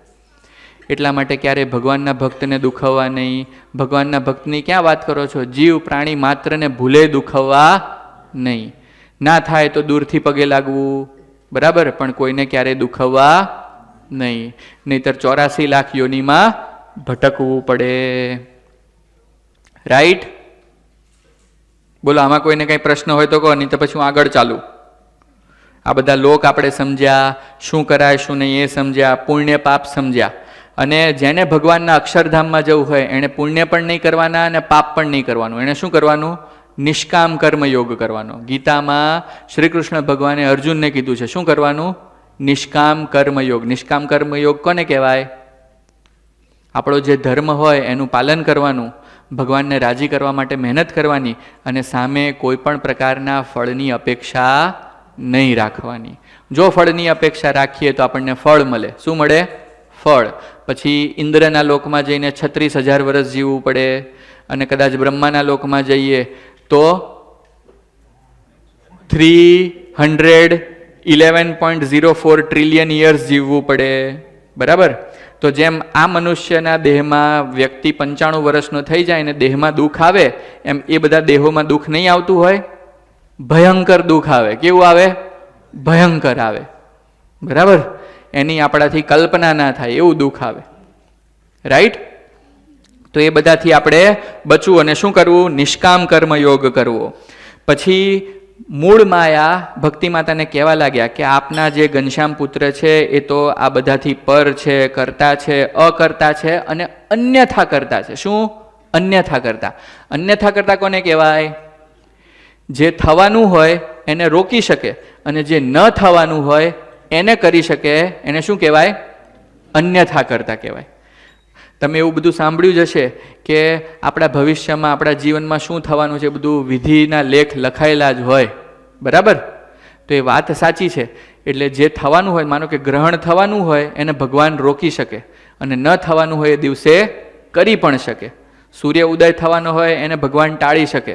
કેટલાય દિવસો સુધી, વર્ષો, મહિના સુધી સૂર્ય ઉદય જ ના થાય એવું ભગવાન કરી શકે. એવું અન્યથા કરતાપણું કોનામાં છે? અહીંયા સિંહાસન ઉપર બેઠા છે ને એમનામાં છે. એવું કોણ કોને કહે છે? મૂળ માયા ભક્તિ માતાને કહે છે કે તમારા પુત્ર કરતા છે, અકર્તા છે, અન્યથા કરતા છે અને રાજાધિરાજ છે. શું છે? રાજાધિરાજ. જો અહીંયા લખ્યું છે નીચે, રાજાધિરાજ શ્રી સ્વામિનારાયણ ભગવાન, બરાબર? પછી આગળ એવું બન્યું કે માયા ભક્તિ માતાને કહેવા લાગ્યા કે આપના જે પુત્ર છે એ અક્ષરધામના તખત ઉપર સદાય વિરાજમાન રહે છે. ક્યારે? સદાય. ક્યારે ત્યાંથી હલતા નથી. અને અનેક બ્રહ્માંડોમાં જ્યારે અવતાર ધારણ કરે છે, રામ કૃષ્ણાદિક અવતાર ધારણ કરે છે, ત્યારે એવું નથી હોતું કે એમના અક્ષરધામમાં એ બિરાજમાન નથી હોતા. એક સ્વરૂપ ક્યાં હોય? અક્ષરધામમાં હોય. અને એક સ્વરૂપ જે બ્રહ્માંડમાં ભગવાને અવતાર ધારણ કરવાનું વિચાર્યું હોય ત્યાં જાય. તમે કહેશો સ્વામી આ તો બહુ અઘરું છે, સમજાવો. તો સમજાવું. જો એક સિમ્પલ એક્ઝામ્પલ આપીને સમજાવું. આપણે બધા અત્યારે શ્રી સ્વામિનારાયણ મંદિર જુનાગઢ ધામમાં ટેલફર્ડમાં સભામાં બેઠા છીએ અને અહીંયા આ બધા કેમેરા દેખાય છે. એ કેમેરા આપણને કેપ્ચર કરી રહ્યા છે અને દેશ વિદેશમાં કોક ભક્તો આપણને જોઈ રહ્યા હશે, સાંભળી રહ્યા હશે, ભગવાનના દર્શન કરી રહ્યા હશે. તો શું આપણે ત્યાં પહોંચી ગયા? પહોંચી ગયા. કેમ નહીં? ઇમેજ તો આપણી પહોંચી જ ગઈ ને. અત્યારે આપણી પાસે એવી ટેકનોલોજી નથી કે આપણે ત્યાં 4D કે 5D વર્ઝનમાં પહોંચી શકીએ, પણ એ આપણને જેવા તમે સાંભળો છો એવા ત્યાં બીજે સાંભળી શકે કે ના સાંભળી શકે? જોઈ શકે કે ના જોઈ શકે? ખાલી અડી નથી શકતા, રાઈટ? તો અત્યારે આપણી પાસે 2D ને 3D ટેકનોલોજી છે, પણ ભગવાન સ્વામિનારાયણ પાસે 4D 5D 6D 7D technology છે. બરાબર? તો જેમ અહીંયાથી કંઈક વસ્તુ કેપ્ચર થઈને કોઈક જગ્યાએ ટેલિકાસ્ટ થાય છે, એવી જ રીતે ભગવાન સ્વામિનારાયણ જ્યારે આ પૃથ્વી ઉપર અથવા અનંત કોટી બ્રહ્માંડમાં કોઈ પણ જગ્યાએ અવતારનું ધારણ કરે ત્યારે એમનું મૂળ સ્વરૂપ તો અક્ષરધામના તખ્ત ઉપર બિરાજમાન જ હોય. એ ત્યાંથી ક્યાંય આગા પાછા જાય નહીં. અને બીજા સ્વરૂપે કરીને અનંત કોટી બ્રહ્માંડમાં જ્યાં જ્યાં જેવી જરૂર પડે, યદા યદા હિ ધર્મસ્ય ગ્લાનિર્ભવતી ભારત, જ્યાં જ્યાં જેવી જરૂર પડે ત્યાં અવતાર ધારણ કરે અને ત્યાં જે કાર્ય કરવાનું હોય તે ભગવાન પૂર્ણ કરે. બરાબર? આવા ભગવાન દિવ્ય છે. તો આવું બધું મહાત્મ્ય સાંભળીને ભક્તિ માતાને ઘનશ્યામ મહારાજની અતિશય મોટપ જણાણી. શું થયું? અતિશય મોટપ જણાણી. અને અયોધ્યામાં છપૈયામાં જ્યાં સુધી ભગવાને આ બધા દર્શન નહોતા કરાયા ત્યાં સુધી એમને એમ લાગતું હતું કે ગામના જે બીજા સામાન્ય બાળકો છે એવો જ આ અમારો ઘનશ્યામ છે. એવું કોને લાગતું હતું? ભક્તિ માતાને. પછી પ્રકૃતિ અને પુરુષ ઘનશ્યામ મહારાજની પૂજા આરતી કરી, ભેટ ધરી અને પગે લાગ્યા. તે પછી ભક્તિ માતા ઘનશ્યામ મહારાજ સાથે અક્ષરધામમાં ગયા. કઈ જગ્યાએ ગયા? અક્ષરધામમાં. અત્યાર સુધી ક્યાં હતા? મહામાયા અને મહાપુરુષના લોકમાં હતા. હવે અક્ષરધામમાં ગયા. અક્ષરધામમાં ગયા અને ત્યાં આની શોભા જોઈને ભક્તિ માતાથી રહેવાનું નહીં એવું બોલવા લાગ્યા કે આટલા બધા જે મેં લોક જોયા દેવી દેવતાઓ ઈશ્વરોના, એમાંથી કોઈ લોક આ અક્ષરધામને તુલ્ય નથી. અધો ઉર્ધ્વ પ્રમાણે રહિત તેજ ત્યાં નીકળી રહ્યું છે. અને કેવું છે ત્યાં? તો ભક્તિ માતા કહેવા લાગ્યા કે કોટી કોટી સૂર્યચંદ્ર જેટલો પ્રકાશ છે અને તે અક્ષરધામના પ્રકાશ આગળ બીજા બધા લોકનો પ્રકાશ ખદ્યોત જેવો દેખાય છે. કેવો? ખદ્યોત. ખદ્યોત મીન્સ ફાયરફ્લાય. જોયું છે ફાયરફ્લાય? હે? જુગનું. હા, જુગનું. નવીનભાઈ, સરસ. તો બીજા બધા લોકોનો પ્રકાશ અક્ષરધામની આગળ કેવો દેખાય છે? જુગનું જેવો. કેમ? કેમ કે ત્યાં અનંત કોટી સૂર્ય અને ચંદ્ર જેવા ભેગા કરવાનો કેવો પ્રકાશ થાય એવો પ્રકાશ ક્યાં છે? અક્ષરધામમાં છે. અને શ્રુતિઓ જેને બ્રહ્મપુર કહીને વર્ણવે છે તે ધામમાં અનંત મુક્તો તથા મૂર્તિમાન અક્ષર રહે છે. એવા અક્ષરધામમાં ઘનશ્યામ મહારાજ ભક્તિ માતાને લઈ ગયા. ભગવાન સ્વામિનારાયણે વચનામૃત ગઢડા પ્રથમનું 21મું છે, ત્યાં અક્ષરના 2 સ્વરૂપની વાત કરી છે. કેટલા? અક્ષરધામને 2 સ્વરૂપ છે. કેવી રીતે? તો મહારાજના શબ્દોમાં આપણે સમજવાનો પ્રયત્ન કરીએ. મહારાજ કહે છે કે અક્ષરના 2 સ્વરૂપ છે. એક તો નિરાકાર છે, એક રસ ચૈતન્ય છે, અને તેને ચિદાકાશ પણ કહીએ, અને તેને બ્રહ્મમહોલ પણ કહીએ, અને આપણે અક્ષરધામ પણ કહીએ છીએ. અને બીજું અક્ષરનું સ્વરૂપ એવું છે કે એ મૂર્તિમાન છે. કેવું છે? મૂર્તિમાન. અને અક્ષરધામને વિશે પુરુષોત્તમ નારાયણની સેવામાં અખંડ રહે છે. એક સ્વરૂપે ચિદાકાશ છે, બ્રહ્મ છે, અને અક્ષરધામ રૂપ છે. અનંત કોટી મુક્તોને, આ 14 લોકોને, માયાને, પુરુષને, પ્રધાન પ્રકૃતિ, અનંત કોટી પ્રધાન પુરુષ, 14 લોક બધું ધારી રહ્યું છે. કોણ? અક્ષરધામ. એટલું વિશાળ છે. અક્ષરધામથી મોટું કશું છે જ નહીં. એક અક્ષરધામનું એવું સ્વરૂપ છે. અને બીજું કેવું સ્વરૂપ છે? મૂર્તિમાન. મૂર્તિમાન એટલે આપણા મનુષ્ય જેવી આકૃતિ છે, અને અક્ષરધામમાં રહીને ભગવાનની સેવા કરે છે. રાઈટ? જેમ સૂર્યના 2 સ્વરૂપ છે. એક સૂર્ય પોતાના સ્થાનમાં, પોતાના લોકમાં ગોળા રૂપે છે, અને બીજું કયું સ્વરૂપ છે? તો કે તેજ રૂપે. અહીંયા આપણી પૃથ્વી ઉપર આવે છે, વનસ્પતિ ઉગાડે છે, આપણને લાઇટ આપે છે. તો 2 સ્વરૂપ થયા ને? એવી રીતે અક્ષરધામના કેટલા સ્વરૂપ છે? 2. એક ચિદાકાશ અને એક મૂર્તિમાન, જે ભગવાનની સેવામાં છે. પણ અને આ જે અક્ષરધામનું સ્વરૂપ છે એ ભગવાનની સેવા કરે છે, અને એવા અનંત કોટી મુક્તો અક્ષર જેવા જ અક્ષરધામમાં રહ્યા છે. અને જે જીવ અક્ષરધામને પામે છે એ અક્ષરના સાધર્મ્યપણાને પામે છે અને ભગવાનની અખંડ સેવામાં રહે છે. એટલે જે કોઈ મુક્તો, જેમ કે આપણા અનિલભાઈના દાદીમાં, આપણે ધૂન કરી કે અક્ષરધામમાં ગયા તો એમને ભગવાને કેવું સ્વરૂપ આપ્યું હોય? જેવું આ અક્ષરનું સ્વરૂપ છે ને એવું ને એવું સ્વરૂપ હોય. કેવું? એવું ને એવું, દિવ્ય, તેજોમય. એને પછી પંચભૂતનો દેહ ના હોય, પૃથ્વી જળ તેજ વાયુ આકાશનો દેહ ના હોય, દિવ્ય દેહ હોય, ક્યારેય નાશ ન પામે, એની કોઈ આવરદા ના હોય, ક્યારેય મરે નહીં, એનું આયુષ્ય 311.0 ટ્રિલિયન યર્સ ના હોય. એ હવે અક્ષરધામને પામ્યા એટલે પૂરું થઈ ગયું. અનાદિકાળ સુધી ભગવાનની સેવામાં રહેવાનું, ભગવાનના દર્શન કરવાના, ભગવાનની મૂર્તિનું સુખ માણવાનું. અને એ અક્ષરધામને વિશે શ્રી કૃષ્ણ પુરુષોત્તમ નારાયણ તે સદા વિરાજમાન છે.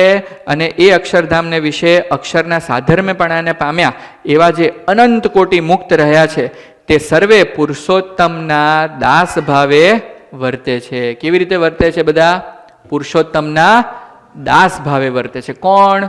તો કે અનંત કોટી મુક્તો. આ જે અક્ષરની આપણે વાત કરી, જે આ બધું ટોળું પોતામાં ધારણ કરી રહ્યા છે, એ શ્રી કૃષ્ણ પુરુષોત્તમ નારાયણના કેવી રીતે વર્તે છે? દાસ ભાવે વર્તે છે.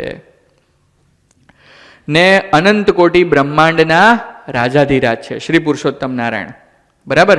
માટે આપણા સત્સંગી સર્વેને તો એમ જ નિશ્ચય કરવો, આપણે પણ એ અક્ષરરૂપ જે મુક્ત તેની પંક્તિમાં ભળવું છે. શું નિશ્ચય કરવાનો? આપણે સત્સંગ કરીએ છીએ, ભગવાન સ્વામિનારાયણનું નામ રટીએ છીએ, એની આજ્ઞા પાડીએ છીએ, તો આપણે પણ મનમાં શું નિશ્ચય કરવાનો?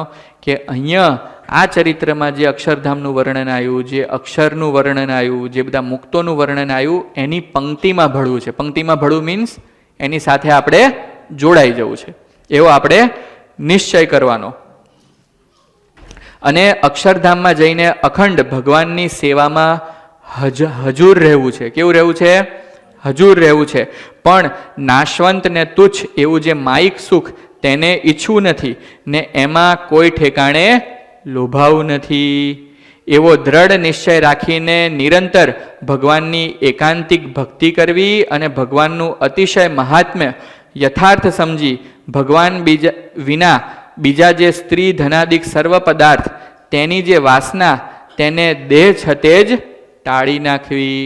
શું ટાળી નાખવાનું? ભગવાન સિવાય સ્ત્રી ધનાદિકની જે વાસના હોય એને દેહ છતે જ ટાળી નાખવાની.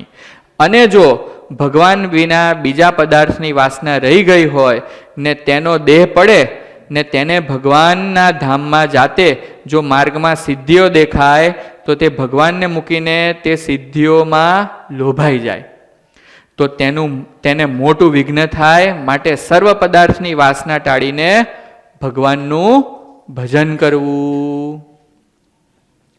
આવું ક્યાં જાણવા મળ્યું આપણને? વચનામૃતમાં. ભગવાન સ્વામિનારાયણે પોતે કહ્યું છે. કોણ ભગવાન સ્વામિનારાયણ? જે ઘનશ્યામ રૂપે ભક્તિ માતાને અક્ષરધામમાં લઈ ગયા છે. ભગવાન આપણને ટૂંક શબ્દોમાં કહીએ તો એવું કહેવા માંગે છે કે જો આ ભક્તિ માતાને અમે જે આજે અક્ષરધામ દેખાડ્યું એ અક્ષરધામને તમારે લોકોએ પામવું હોય તો શું કરવાનું? સ્ત્રી ધનાદિકની બધી જ વાસના ટાળવાની, નિર્વાસનિક થવાનું અને ભગવાનનું ભજન કરવાનું, ભગવાનની આજ્ઞા પાડવાની. તો જ આપણે અક્ષરધામને પામી શકીએ. નહીંતર ભગવાન આપણને વિમાનમાં લઈ જતા હોય ને અને રસ્તામાં સ્વર્ગ દેખાય તો આપણને એમ થાય કે થોડીક વાર અહીંયા આંટો મારી આવું. એવું થાય ને? કેમ? કે વાસના હોય તો એવું થાય. પણ જો વાસના ના હોય, ભગવાન સિવાય કોઈ બીજી વાસના ના હોય તો વચ્ચે ક્યાંય ઊભું રહેવાનું મન થાય નહીં. અને તે અક્ષરધામમાં કામ, ક્રોધ કે લોભાદિક નથી. આ લોકમાં આપણને જે બધા દોષો પીડે છે, 14 લોકમાં બધા દેવોને અને ઈશ્વરોને જે દોષો પીડે છે, કયા કયા? કામ, ક્રોધાદિક દોષો એ આ લોકમાં છે પણ અક્ષરધામમાં નથી. એવું ઘનશ્યામ મહારાજ ભક્તિ માતાને બતાવે છે. અને તે ધામને વિશે સ્ત્રી પુરુષનો ભેદ નથી. શું નથી? જુઓ, પૃથ્વી ઉપર સ્ત્રી પુરુષનો ભેદ છે, સ્વર્ગમાં છે, દેવી છે, દેવતાઓ છે, પછી સત્યલોક જે બ્રહ્માજીનો લોક છે ત્યાં છે. કેમ? કેમ કે બ્રહ્માજી છે ને એમના પત્ની છે. બરાબર? પછી એના લોકમાં વૈરાટ પુરુષના લોકમાં છે. પછી એના ઉપર મહત્તત્વાદિકના લોકમાં છે. એના ઉપર પ્રધાન પુરુષ પ્રધાન અને પુરુષ, પુરુષ એટલે મેલ અને પ્રધાન મીન્સ ફિમેલ, ત્યાં પણ સ્ત્રી પુરુષનો ભેદ છે. એના ઉપર મહામાયા અને મહાપુરુષ એમાંય ભેદ છે. સ્ત્રી પુરુષનો ભેદ એક જ જગ્યાએ નથી. કઈ જગ્યા? અક્ષરધામ. ત્યાં માત્ર ને માત્ર ચિદાકાશમય જ્ઞાનરૂપ સ્વરૂપ ભગવાનનું, જો હીરક ભગત આપણને સ્ક્રીનમાં બતાવશે કેવું છે ત્યાં બધાનું રૂપ. સ્ક્રીન વોલપેપર બતાવો. આ જો અક્ષરધામમાં ભગવાન દિવ્ય સિંહાસન ઉપર બિરાજમાન છે ને પાછળ જો બધા ઝૂમ કરો તો થોડું, જો બધા મુક્તો ઊભા છે, બરાબર? એ બધા મુક્તોનું સ્વરૂપ કેવું છે? સેમ ભગવાન જેવું છે, બરાબર? અને બે મુક્તોમાં પણ તમને ખબર ના પડે કે આ રાજેશભાઈ છે કે આ ભૂપેન્દ્રભાઈ છે કે વિનરકાયમભાઈ છે કે મહેન્દ્રભાઈ છે, એ કશી જ ખબર ના પડે, બરાબર? અક્ષરધામને જે જીવ પામે એ બધાને ભગવાન જેવા સ્વરૂપની પ્રાપ્તિ થાય. કેવા? ભગવાન જેવા. અને ત્યાં કોઈ પ્રકારની આવરદા નથી. અનાદિકાળ સુધી ભગવાનનું સુખ જ માણ્યા કરવાનું છે.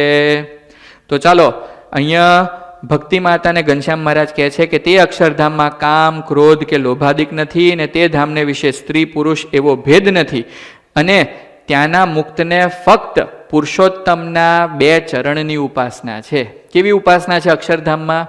માત્ર 2 ચરણ. આ જો સિંહાસન ઉપર રાજાધિરાજ બેઠા છે ને, એમને કેટલા ચરણ છે? 2 ચરણ. તો ત્યાં કેટલા ચરણની ઉપાસના છે? 2 ચરણ. 4 ચરણની ઉપાસના અક્ષરધામમાં નથી. જો ભાઈ, હું તો અક્ષરધામમાં ગયો નથી, પણ આવું કોણ કે છે? રુગનાથ ચરણદાસજી સ્વામી. કોના શિષ્ય? મહાપુરુષદાસજી સ્વામીના. મહાપુરુષદાસજી સ્વામી કોના શિષ્ય? ગોપાળાનંદ સ્વામીના. ગોપાળાનંદ સ્વામી એટલે કોણ? સારંગપુરમાં હનુમાનજીને બોલતા કર્યા ને એ, બરાબર? આવું રુગનાથ ચરણદાસજી સ્વામી કહે છે. આવું ચરિત્ર કોણે કર્યું હતું? ઘનશ્યામ મહારાજે ભક્તિ માતાની આગળ કર્યું હતું. અને સહુ પુરુષોત્તમ સામું જોઈ રહ્યા છે. એ અક્ષરધામમાં બધા શું કરી રહ્યા છે? એકમાત્ર પુરુષોત્તમની સામું જોઈ રહ્યા છે. બીજું કોઈ કરવાને, બીજું કશું જ કરવાનું કોઈને ત્યાં મન જ નથી થતું. અને તે અક્ષરધામને વિશે જે મુક્તો છે તે જેવું ધારે તેવું પોતાનું સ્વરૂપ કરે છે. એ લોકોને ભગવાને પાછી એવી સ્વતંત્ર આપી છે કે એને જેવું મન થાય એવું પોતાનું સ્વરૂપ તે કરી શકે છે.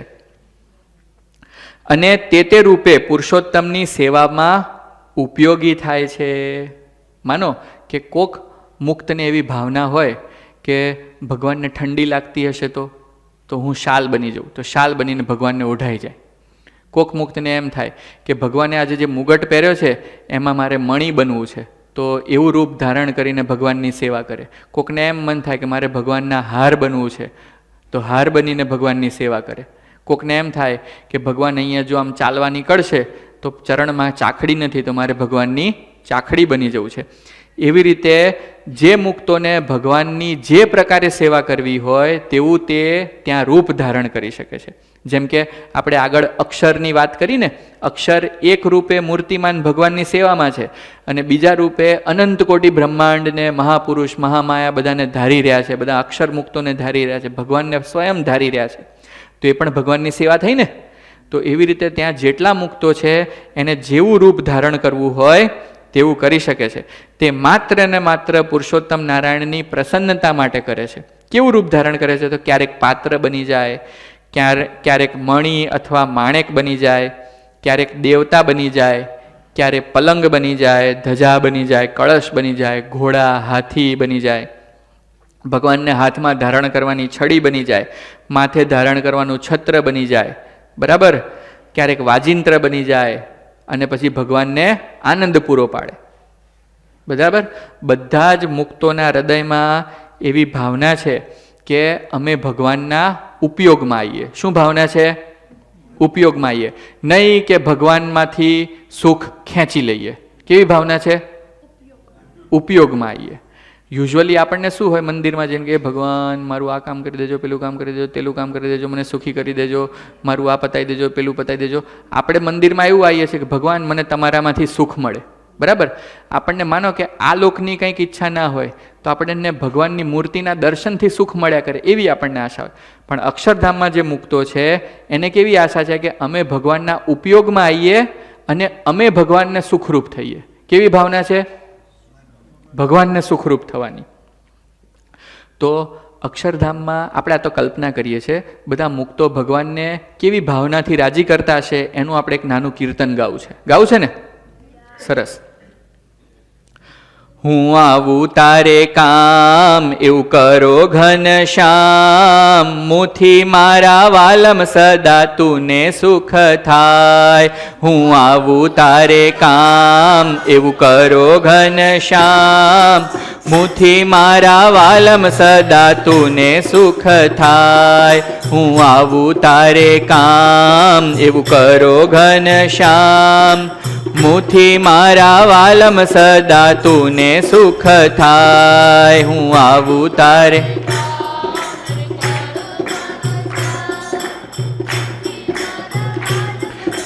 તુને સુખ થાય. મારે ઉમેરવો આનંદ તમારો, મારા જીવ સ્વીકારો જીવ મારો. મારે ઉમેરવો આનંદ તમારો, મારા જીવ સ્વીકારો જીવ મારો. મને રાખો ગમે તેમ તમને થાય સુખ જેમ, મારી એ જ છે ઈચ્છા. હું આવું તારે કામ એવું કરો ઘનશ્યામ, મુથી મારા વાલમ સદા તુને સુખ થાય. હું આવું તારે કામ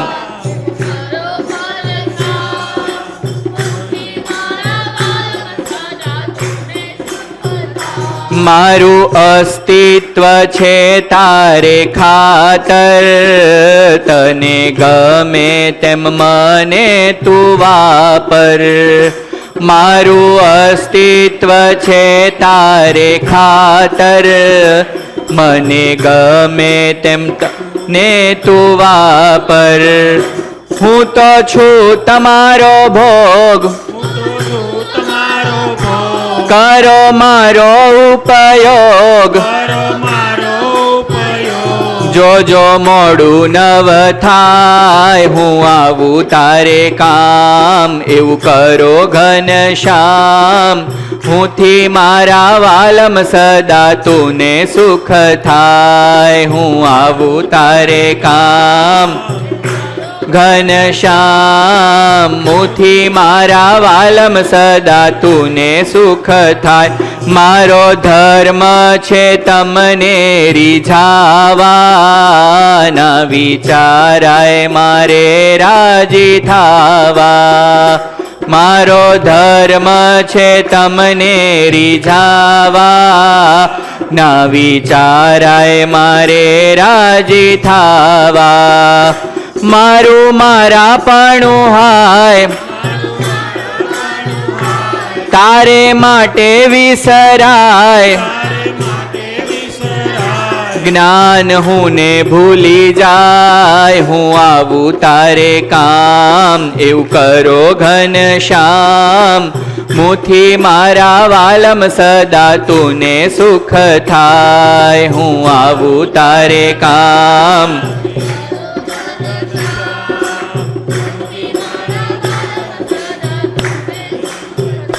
હો, મુથી મારા વાલમ સદા તુને સુખ થાય.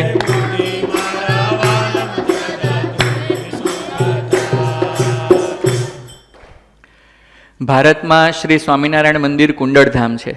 ત્યાં પરમ પૂજ્ય સદગુરુ શ્રી જ્ઞાનજીવનદાસજી સ્વામી, એમની સાથે જે કોઈ સંતો ભક્તોને હેત હોય તેમને અક્ષરધામમાં કેવી આપણે ભાવના કરવાની હોય ને આ પૃથ્વી ઉપર કેવી ભાવના સાથે જીવવાનું હોય એ ભાવનાને વ્યક્ત કરતું આ પદ રચ્યું છે. જો આપણે એને થોડુંક ટૂંકમાં સમજવાનો ટ્રાય કરીએ. ભગવાનને કેવી પ્રાર્થના શીખવાડે છે ગુરુજી કે હું આવું તારે કામ એવું કરો ઘનશ્યામ. બરાબર, ભગવાન તમે એવી પરિસ્થિતિ ઊભી કરો કે હું તમારા કામમાં આવી જાઉં. કેમ? કેમ કે મારાથી તમને સદાય સુખ થાય. મારે એવી ભાવના છે, તમારા પાસેથી સુખ લેવાની ભાવના નથી. શું ભાવના છે? કે મારાથી તમને સુખ થાય. મારે ઉમેરો આનંદ તમારો. તમે તો આનંદરૂપ છો જ, તમે તો આનંદનો ભંડાર છો, પણ મને એવી ભાવના છે કે મારી કંઈક ક્રિયાથી તમારો આનંદ વધે, તમારા આનંદમાં ઉમેરો થાય. મારે ઉમેરવો આનંદ તમારો.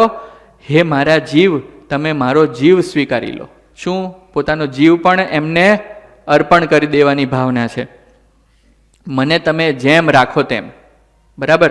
મને રાખો ગમે તેમ, તમને જેમ સુખ થાય તેમ, મારી એ જ છે ઈચ્છાએ. મારું અસ્તિત્વ છે તમારે ખાતર. શું કહે છે ભગવાનને? કે મારું અસ્તિત્વ તમારી માટે છે. તને ગમે તેમ તું મને વાપર. બરાબર? આપણું ચપ્પલ હોય, આપણા શૂઝ હોય, એ આપણને કોઈ દિવસ એમ કે મને આમ વાપરજો ને આમ ન વાપરતા? હે? ક્યારેક આપણે એને કીચડમાં લઈ ગયા હોય તો બૂમો પાડે? ના પાડે. એવી જો આપણને ભગવાન પ્રત્યે ભાવના થઈ જાય કે ભગવાન, હું તમારા શૂઝ છું, તમારો જોડો છું, બરાબર? તમને જેમ ગમે તેમ મને તમે વાપરજો, તો ભગવાનને આપણાથી કેવું સુખ થાય? હે? હું તો છું તમારો ભોગ, કરો મારો ઉપયોગ. હું શું છું?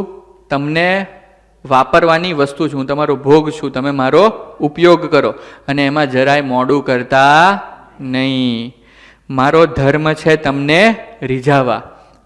આ આપણા મનુષ્ય દેહનો ધર્મ, આપણા જીવનો મુખ્ય ધર્મ શું છે? આપણા સ્વામીને રાજી કરવા. કોઈ પત્ની હોય, એનો ધર્મ શું છે? તો એના પતિને ખુશ રાખવા, એને રાજી કરવા. તો આપણે બધા જે કોઈ જીવો છીએ એ પુરુષોત્તમની પત્ની જ છીએ. શું છીએ? કેમ? કેમ કે આપણા આત્માના આત્મા છે, એના વગર આપણું અસ્તિત્વ જ નથી. તો આપણો ધર્મ શું છે? આપણા સ્વામીને રાજી કરવા. બરાબર? મારો ધર્મ છે તમને રીઝાવા, ના વિચારાય મારે રાજી થવા. મારે કોઈ દિવસ રાજી થવાનું વિચારાય નહીં. મારું મારાપણું હાય તારે માટે વિસરાય. હું મારી જાતને તમારા ઉપયોગ માટે વિસરી જાઉં, એવી તમે મારી ઉપર કૃપા કરજો. બરાબર? તો આવું સરસ પદ પરમ પૂજ્ય સદગુરુ શ્રી જ્ઞાનજીવનદાસજી સ્વામીએ આપણને પૂરું પાડ્યું. તો એમને આપણે એકવાર તાળીઓના નાદથી વધાવી લઈએ. આ પ્રમાણે તે અક્ષરધામમાં જોઈને ભક્તિ માતાએ ઘનશ્યામ મહારાજને પૂછ્યું, આ સઘળા મુક્તો આ ધામમાં કેવી રીતે રહ્યા છે? સ્વતંત્રપણે રહ્યા છે કે તમને પરાધીનપણે રહ્યા છે? ત્યારે ઘનશ્યામ મહારાજ કહેવા લાગ્યા, સર્વે મુક્તો સ્વતંત્ર છે, પણ મારું સ્વરૂપ જે દિવ્ય સિંહાસન ઉપર બિરાજે છે તેની આગળ તો સર્વે મુક્તો પરતંત્ર છે. આમ સ્વતંત્ર છે. શેનાથી? તો કે માયાથી. માયાનો બાધ એ લોકોને નથી, માયાનો એ લોકો ઉપર કોઈ ઇન્ફ્લુઅન્સ નથી, પણ શું છે? માત્ર મારે આધીન છે, મને પરતંત્ર છે, પણ આમ માયાથી સ્વતંત્ર છે. જેમ પૃથ્વીને વિશે જીવ પોતાનું ધાર્યું કરે છે ને વાસના હોય તેથી અક્ષરધામને તો પામે જ નહીં, ને વળી જીવને વશ જેમ કાયા હોય છે ને મહાપુરુષને વશ પ્રકૃતિ મીન્સ મહામાયા છે, તેમ આ અનંત મુક્તો તે પુરુષોત્તમ નારાયણ એવો જે હું મારે વશ છે. કોણ? આવા બધા ભારે ભરખમ મુક્તો કોને વશ છે? પુરુષોત્તમ નારાયણને વશ છે. પણ તે મુક્તોને જ્યાં ગતિ કરવી હોય ત્યાં કરી શકે છે, એવી પાછી ભગવાને એમને સ્વતંત્રતા આપી છે. તેમને કોઈ આવરણ નડતું નથી, વચ્ચે આવતું નથી, ને તેઓ અહીં રહ્યા થકા અનંત કોટી બ્રહ્માંડમાં જઈ શકે છે, અને અમારી આજ્ઞા કરીને પૃથ્વીને વિશે અવતારને ધરે છે, અને ત્યાં અમારી પેઠે જ પૂજાય છે.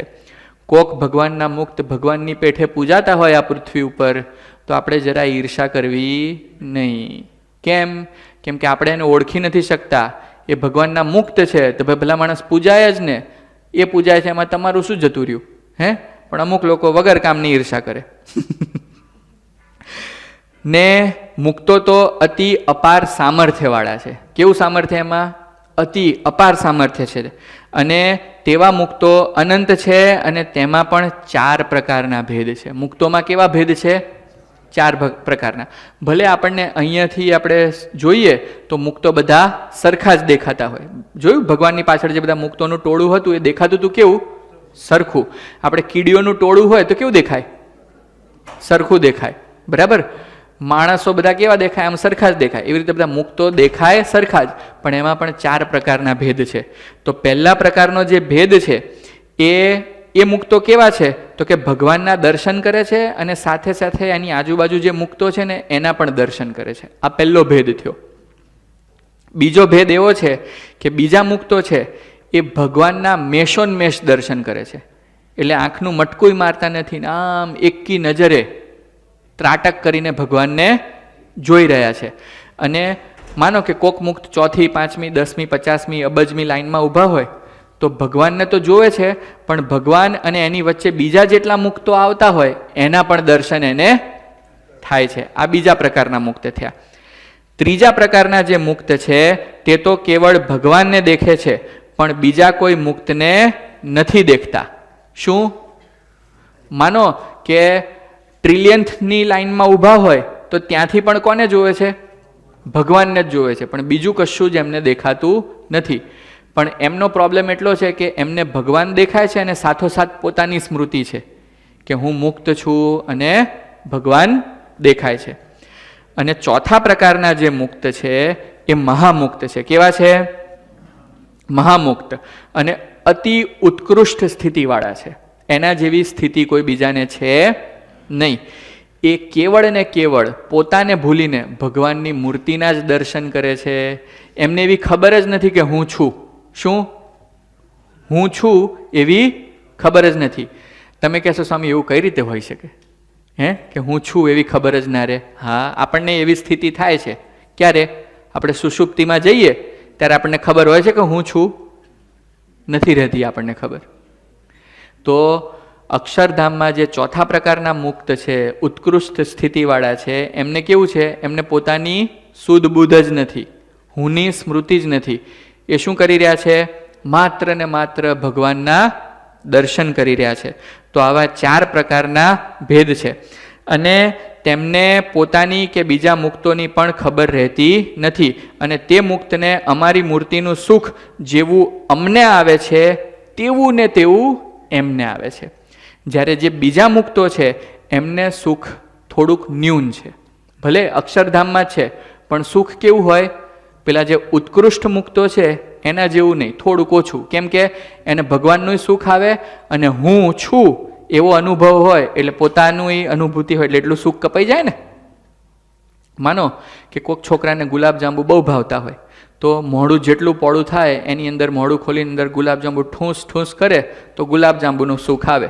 પણ ગુલાબજાંબુની સાથે સાથે ભજીયું મૂકે તો ગુલાબજાંબુનું સુખ આવે એટલું ના, પછી એટલું ભજીયાનું આવે. બરાબર? તો એવી રીતે જે મુક્તને પોતાની સ્મૃતિ રહેતી હોય એને જેટલું પોતાની, માનો કે 1% કે 2% પોતાની સ્મૃતિ રહેતી હોય તો એટલું સુખ ભગવાનનું ઓછું થઈ ગયું ને. પછી જે મુક્તને ભગવાનના દર્શનનું સુખ આવે છે અને એની આગળ જેટલા મુક્તો છે એ પણ દેખાય છે, એટલે એટલું આવરણ આવ્યું તો એટલું સુખ ઓછું થઈ ગયું. અને જે પ્રથમ મુક્ત આપણે જોયા કયા?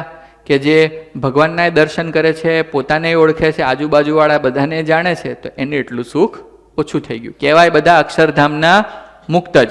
પણ આવા 4 પ્રકારના ભેદ પરમ પૂજ્ય સદગુરુ શ્રી રુગનાથ ચરણદાસજી સ્વામીએ શ્રી હરિચરિત્ર ચિંતામણી નામના ગ્રંથના 30મા ચરિત્રમાં લખ્યા છે. બરાબર? આગળ. અને તે સુખનું વર્ણન શેષજી પર્યંત કોઈ રીતે થઈ શકે તેમ નથી. એવું સુખ તે મુક્તોને મળે છે. એ પ્રમાણે ઘનશ્યામ મહારાજના વચન સાંભળીને ભક્તિ માતાને અતિ આનંદ થયો. તે સમયે 24 અવતારની મૂર્તિઓ તે ઘનશ્યામ મહારાજના મૂળ સ્વરૂપની સ્તુતિ કરતી દેખાણી. 24 અવતાર ત્યાં ઉત્પન્ન થયા, ત્યાં પ્રગટ થયા અને ભગવાનની સ્તુતિ કરતા હોય તેવું દેખાયું. ત્યારે ભક્તિ માતાએ ઘનશ્યામ મહારાજને પૂછ્યું છે આ સ્તુતિ કરે છે તે કોણ છે? કેમ કે ભક્તિ માતાએ તો 24 અવતારના દર્શન ના કર્યા હોય ને, રાઈટ? ત્યારે ઘનશ્યામ મહારાજ કહે તે તો 24 અવતાર અમારા મૂળ સ્વરૂપના દર્શન કરવા માટે આવ્યા છે. તે સાંભળીને ભક્તિ માતા અતિ રાજી થયા અને જાણ્યું છે ભગવાનના 24 અવતાર પણ મારા ઘનશ્યામની સ્તુતિ કરે છે, માટે મારા ઘનશ્યામ તે 24 અવતારના પણ અવતારી, એ સર્વના ઉપરી છે. આવો મહિમા ઘનશ્યામ મહારાજનો કોને સમજાણો? ભક્તિ માતાને. પછી ઘનશ્યામ મહારાજે સમાધિમાંથી જગાડ્યા એટલે ભક્તિ માતા સમાધિમાંથી પાછા આવ્યા ત્યારે ધર્મદેવની આગળ અક્ષરધામની શોભાનું વર્ણન કરી બતાવ્યું ને કહ્યું છે અક્ષરધામ જેવું કોઈ ધામ નથી. મેં અનંત ધામ અને સ્થાન જોયા પણ તે જેવું એકય દેખાયું નહીં. અને આપણા ઘનશ્યામ છે તે તો અક્ષરધામના માલિક છે અને સર્વ અવતારના પણ ઉપરી અવતારી પુરુષોત્તમ છે. તે સાંભળીને ધર્મદેવને તથા ભક્તિ માતાને પણ શ્રી ઘનશ્યામ મહારાજને વિશે પુરુષોત્તમપણું સમજાયું. પછી ઘનશ્યામ મહારાજે પોતાની માયાનો પડદો નાખ્યો તેથી ફરી પાછા મહારાજને પોતાના પુત્ર જાણીને મનુષ્ય ભાવ વડે લાડ લડાવવા લાગ્યા અને જે દિવ્ય ભાવ ભક્તિ માતાએ જોયો હતો તે બધો જ ભૂલી ગયા. બરાબર. તો ભગવાન રોજ રોજ ભક્તિ માતા ધર્મદેવને પોતાનું પુરુષોત્તમપણાનો નિશ્ચય કરાવે છે, નિષ્ઠાપક્વ કરાવે છે. અને પછી જો આવા પુરુષોત્તમને જાણ્યા હોય પછી ભક્તિ માતા ઘનશ્યામ મહારાજને પોતાના પુત્રની જેમ રાખી શકે? ના રાખી શકે. એટલે પાછું માયાનું આવરણ નાખે અને પછી બધું ભૂલાડી દે.